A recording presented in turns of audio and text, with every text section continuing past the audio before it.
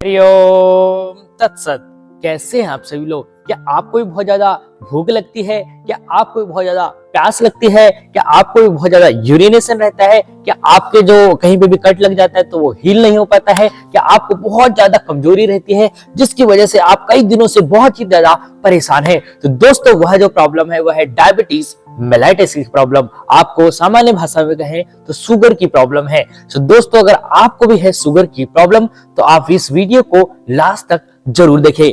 यह जो वीडियो है एक रिसर्च बेस्ड वीडियो है जिसमें आपको रिसर्च इसमें हुई है वही योगा प्रैक्टिसेस आपको बताई जाएगी। तो दोस्तों इस वीडियो को लास्ट तक जरूर देखें।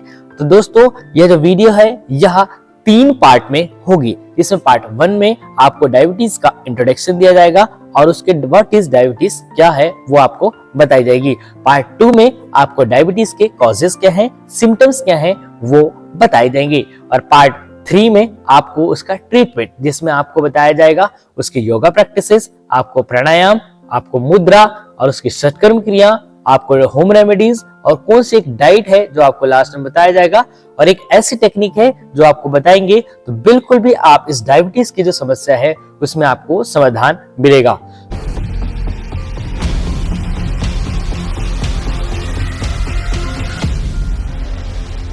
तो दोस्तों पूरी दुनिया में सबसे ज्यादा अगर कहीं डायबिटीज के पेशेंट देखे जाते हैं तो वह चाइना में देखे जाते हैं और चाइना के बाद अगर सबसे ज्यादा कहीं डायबिटीज के पेशेंट देखे जाते हैं तो वह हमारे भारत देश में देखे जाते हैं। तो हमारे संपूर्ण भारत देश में 7 करोड़ से ज्यादा लोगों को डायबिटीज की समस्या देखी जाती है और हर घर में किसी न किसी हर एक फैमिली में एक पेशेंट डायबिटीज का जरूर मिल जाता है। तो दोस्तों जो डायबिटीज है यह आज एक खतरनाक बीमारी के रूप में है जो इस शरीर को अंदर ही अंदर दीमक की तरह गलाने लगती है। तो दोस्तों अगर आप भी चाहते हैं कि आप डायबिटीज से मुक्ति पाएं तो इस वीडियो को अंत तक जरूर देखें।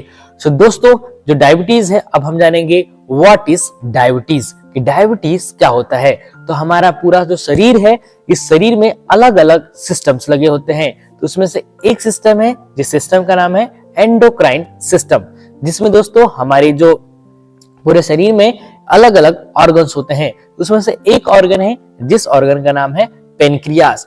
तो पेनक्रियास जो है इसमें बीटा सेल्स होती हैं और जो बीटा सेल्स है यह इंसुलिन का सिक्रेशन करते हैं और इंसुलिन का क्या कार्य होता है, जो हर एक सेल्स में जो ग्लूकोज को हर एक सेल्स तक पहुंचाना। तो प्रॉपर मात्रा में जिनको भी डायबिटीज रहती है तो इंसुलिन का रेसिस्टेंस हो जाता है, इंसुलिन का सिक्रेशन बहुत ज्यादा कम हो जाता है, वो हर एक सेल्स तक नहीं पहुंच पाता है। तो इस जो समस्या है, इस जो प्रॉब्लम है, इसको सामान्य भाषा में डायबिटीज कहा जाता है। तो दोस्तों जैसे इस मशीन को चलाने के लिए ईंधन की जरूरत पड़ती है वैसे ही शरीर को चलाने के लिए हमें भोजन की जरूरत पड़ती है। तो जो भी हम भोजन ग्रहण करते हैं तो भोजन ग्रहण करने के बाद वह ऊर्जा के रूप में हमारे ब्लड में विद्यमान होता है। तो उस जो ब्लड है उस ब्लड में जो ग्लूकोज है उस ग्लूकोज को हमारे शरीर की हर एक सेल्स तक पहुंचाने का जो कार्य होता है वो होता है इंसुलिन का।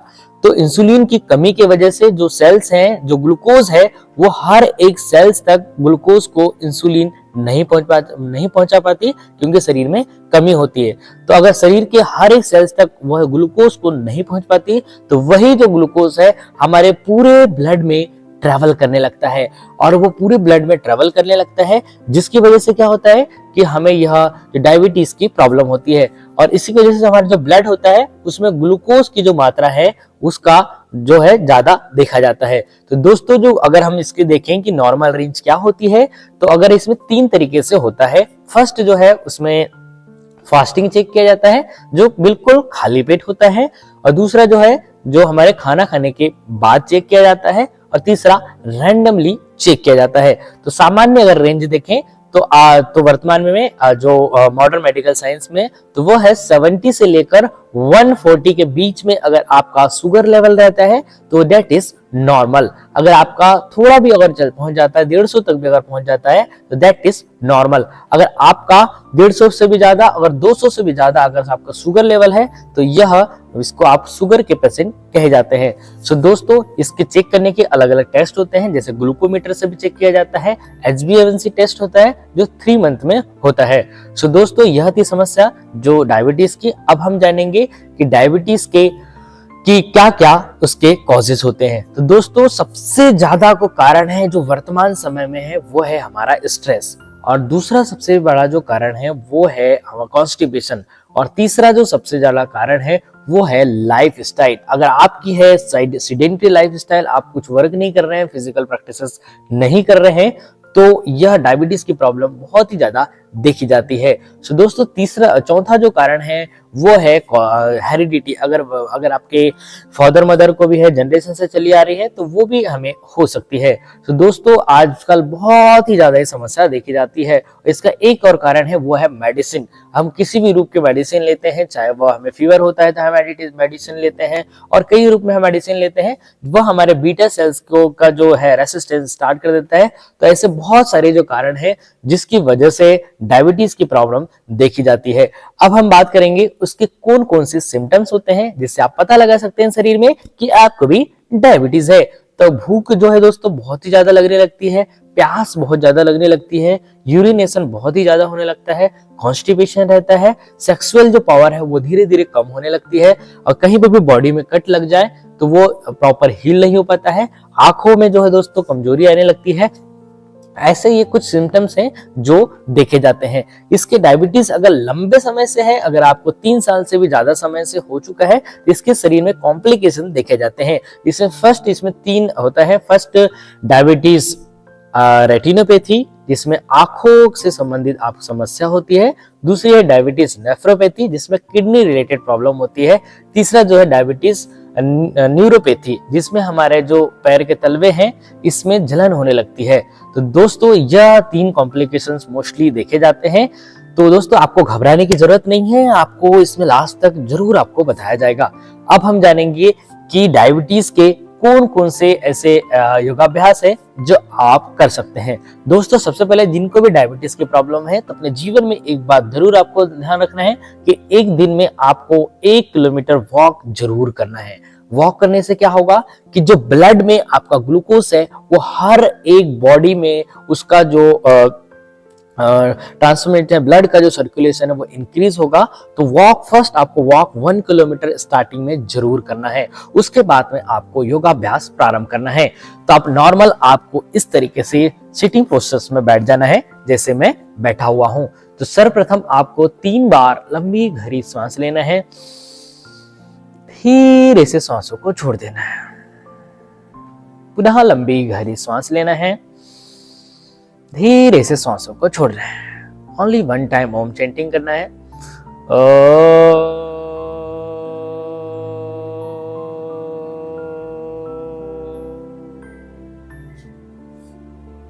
अब हम प्रारंभ करेंगे योगाभ्यास।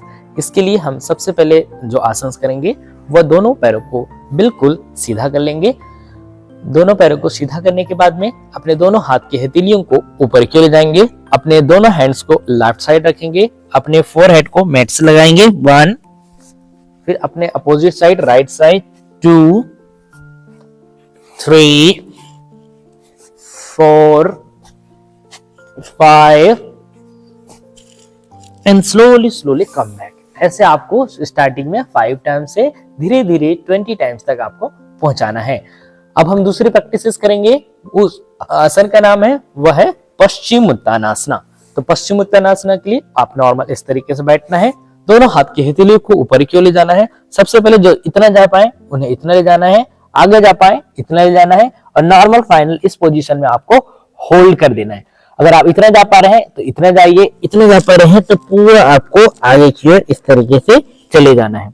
जितनी आपकी कैपेसिटी है उतना सांसों को आपको रोकना है। अगर नहीं हो पा रहे हैं तो कोई बात नहीं, इस तरीके से आपको होल्ड रखना है एंड होल्ड 10, 9, 8, 7, 6, 5, 4, 3, 2, 1। स्लोली इनहेल करते वापस आना है, दोनों हाथ के तीले पीछे के लिए और रखना है और इनहेल करते हुए अपनी बॉडी को अप करना है और धीरे धीरे वापस।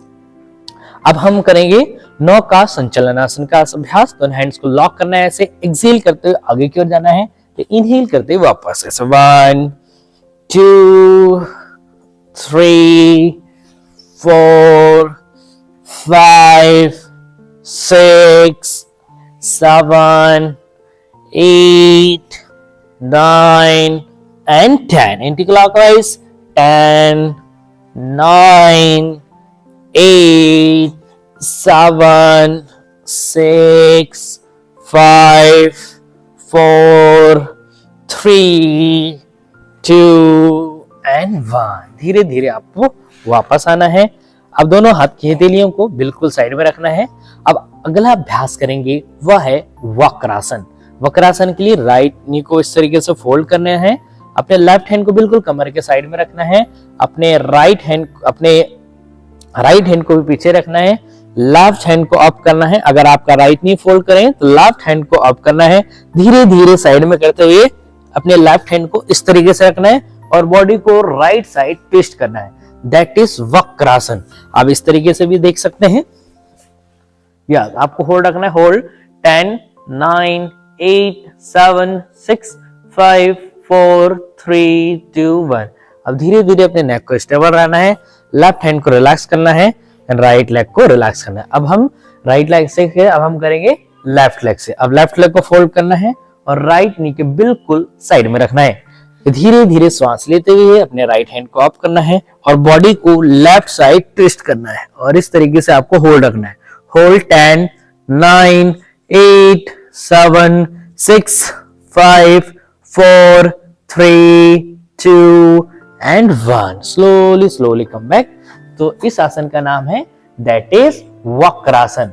अब हम करेंगे अर्ध मत्स्येंद्र आसन। इसके लेफ्ट लेग को फोल्ड करते हुए राइट हिप जॉइंट के नीचे रखें, राइट लेग को फोल्ड करें और लेफ्ट नी के बिल्कुल साइड में रखें। धीरे धीरे लेफ्ट हैंड को अप करें और बॉडी को इस तरीके से राइट साइड बेंड करें एंड होल्ड, दैट इज अर्ध मत्स्येंद्र आसन। Hold 5 4 3 2 and 1। धीरे धीरे वापस।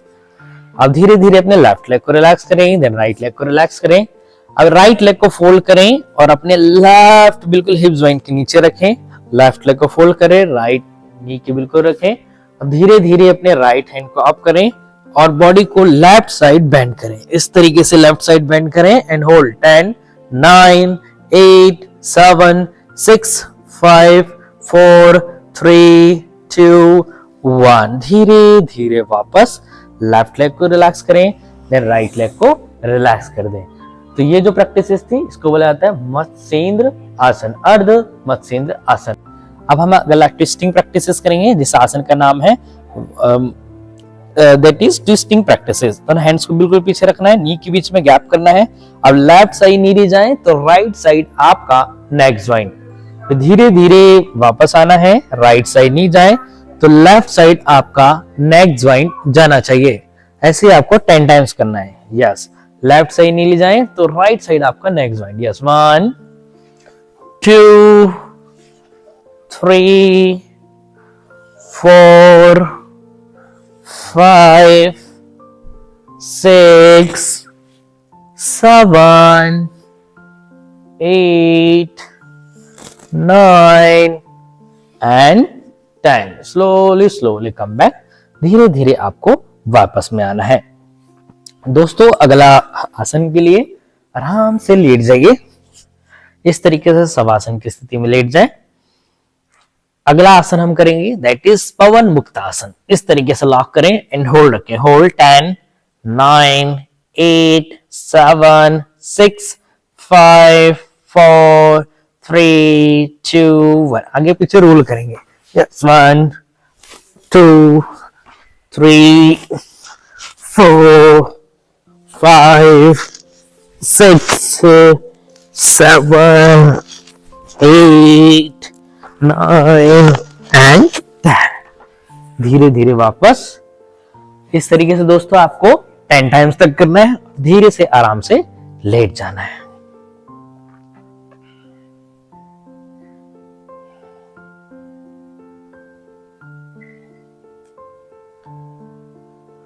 अब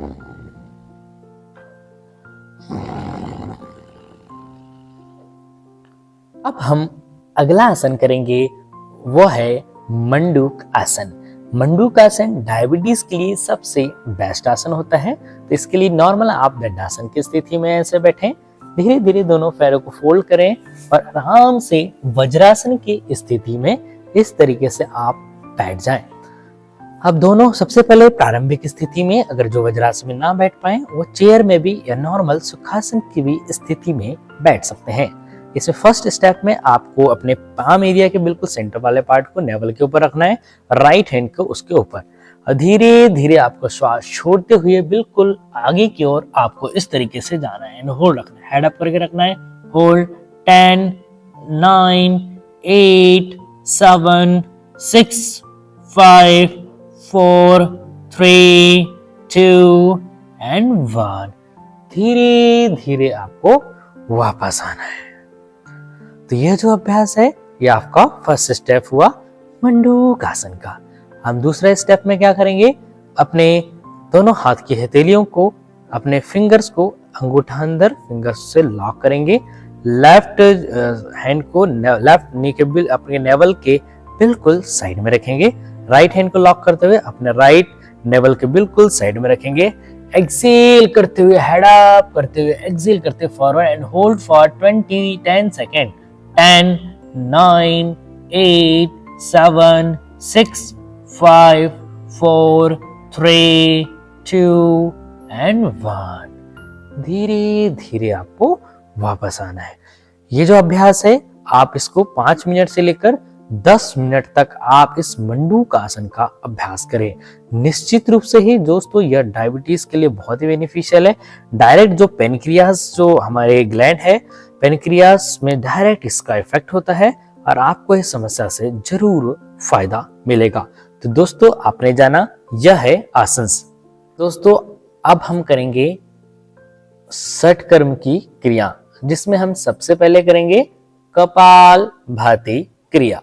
तो दोनों हाथ की हथेलियों को घुटनों पे रखें, लंबी गहरी सांस लें, धीरे से सांसों को छोड़ दें। अब पेट को अंदर की ओर ले जाना है, फोर्सफुली नॉस्ट्रिल से एक्सेल करना है। कैसे? पेट को अंदर की ओर ले जाना है और फोर्सफुली सांसों को छोड़ना है।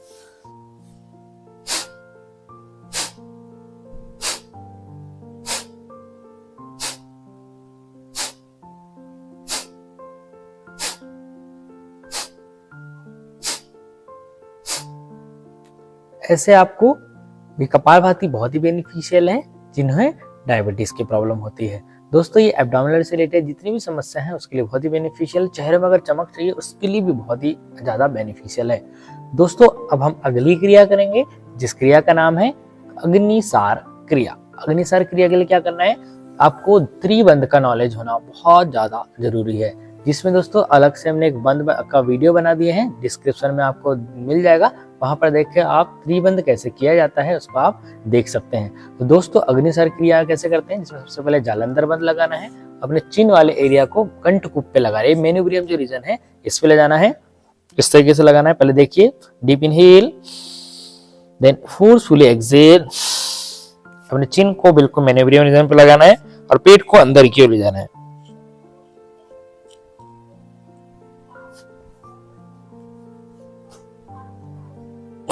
और आपको उड्डयन बंद में ही आपको पेट को आगे पीछे मूवमेंट करना है, ना इसमें श्वास लेना है ना श्वासों को छोड़ना है, बस पेट को आपको जालंधर बंद और उड्डयन बंद लगाकर आपको इस तरीके से मूवमेंट करना है। यह आपको जितनी आपकी क्षमता है, जितने देर आप श्वास रोक सके उतने देर तक आपको अग्निसार क्रिया करना है। यह शुरुआत में 2 मिनट से लेकर आपको 5 मिनट तक करना है। सो दोस्तों यह थे षटकर्म क्रिया। अब मैं आपको बताऊंगा एक ऐसी मुद्रा के बारे में, अगर उस मुद्रा का अगर आप अभ्यास करेंगे तो आपको निश्चित रूप से डायबिटीज में आपको निजात मिलेगा। दोस्तों वह मुद्रा है बुक मुद्रा। इसको आपको इस तरीके से हैंड को रखना है और ऐसे यहाँ पर प्रेशर करना है। 1 2 3 4 5 6 7 8 9 10 11 12 13 14 15, 16, 17, 18, 19, 20। Relax and release. तो दोस्तों ये थे, मैंने आपको बताया कि इसके योगा प्रैक्टिसेस और हमने फिर सटकर्म क्रिया जाने। और दोस्तों सबसे ज्यादा जो जरूरी है वो है इसमें स्ट्रेस को रिलीज करना। तो जिसमें हम आपको बताएंगे एक और प्राणायाम के बारे में, जिस प्राणायाम का नाम है खेचरी भ्रामरी प्राणायाम।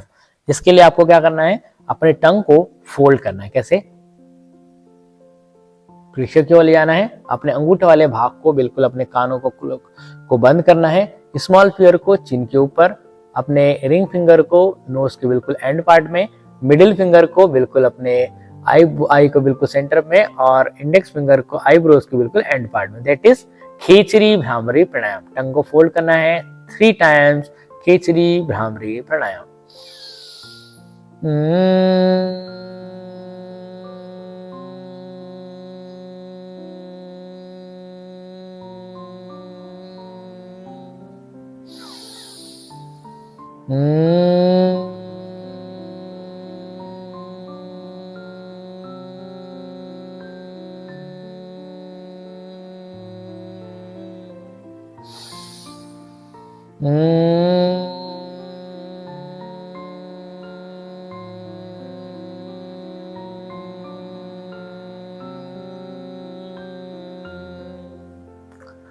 अब सबसे पहले अपने टंग को रिलैक्स करना है। Small finger, ring finger, middle finger, index finger and thumb, धीरे धीरे आपको रिलैक्स करना है। इस अभ्यास को आप 3 बार से लेकर 11 बार तक आप कर सकते हैं। यह थे प्राणायाम की प्रैक्टिसेस, बहुत ज्यादा बेनिफिशियल है।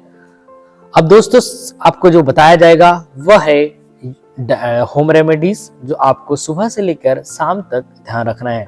दोस्तों एक चीज आपको ध्यान रखना है कि दोस्तों 3 कॉन्सेप्ट, सुबह आप जूस पीना है आपको, दोपहर में आपको छाछ और शाम को दूध पीने का वर्णन है। दोस्तों जिनको भी डायबिटीज की प्रॉब्लम है तो आप सुबह खीरा, करेला और टमाटर का जूस जरूर पीजिए। और दूसरा दोस्तों, आपको जब आप लंच करते हैं और डिनर करते हैं तो आपको कुछ डाइट ऐसे बता रहा हूं, अगर आप उस डाइट का फॉलो करेंगे तो बिल्कुल आपका शुगर लेवल नॉर्मल हो जाएगा। तो दोस्तों आपको क्या करना है, अपने खाने से पहले 2 थालियों को लेना है। एक थाली जो है दोस्तों जिसमें आपको कच्ची सलाद लेना है, दूसरी थाली में दोस्तों नॉर्मल हम जो थाली करते हैं वो करना है, जिसमें आपको एक चीज और करना है, अगर एक ही आपको जैसे मल्टीग्रेन जो आटा है उसको आपको इंटेक करना है।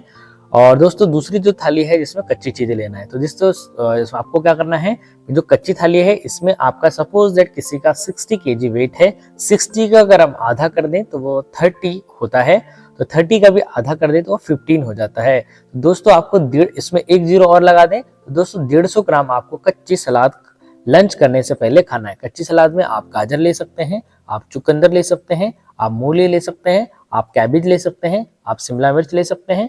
जो भी कच्ची चीजें हैं वो खाना खाने से पहले 150 ग्राम आपको खाना है दोस्तों।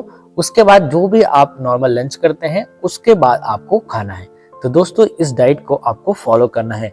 यह जो डाइट है वो लंच में भी करना है और डिनर में भी करना है। तो दोस्तों अगर आप इस डाइट को फॉलो करेंगे तो आपको बिल्कुल आपका शुगर लेवल नेचुरली तरीके से नॉर्मल हो जाएगा।